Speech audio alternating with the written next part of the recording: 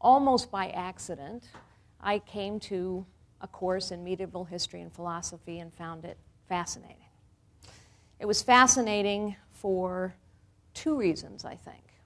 One is because it was interesting to me, even then, what happens, how does it happen, that people who are enlightened and optimistic and focused on the future lose all of that and go into a period of darkness and fear? And how do they come back out of that again? And that is, in fact, what medieval history is all about. But I also learned something about dealing with overwhelming amounts of information. Now, you know, this was quite a long time ago. Just to date myself, I graduated in 1976. I'm a grandmother, you know, just so you get the picture here.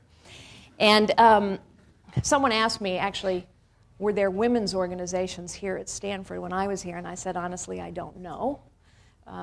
We didn't think about it that way. But one of the things that I learned in this medieval history course was we had to read a work of philosophy every week, big books.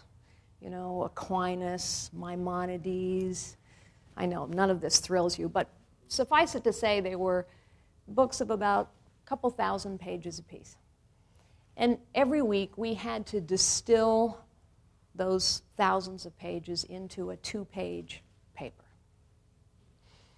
And for me, the process was that I would write 20 pages, and I would get it down to 10 pages, then I would get it down to 5, and finally I would get it down to 2.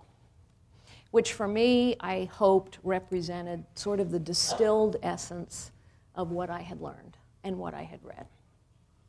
It turns out that that skill has been very useful as I've been through my life, because all of us are overwhelmed with amounts of information, and there will come a time in everyone's life, whether it's in a course you're taking or whether it's in a choice you have to make about your life or about your work, where what you're going to have to do is cut through lots of information and distinguish the truly important from the merely interesting.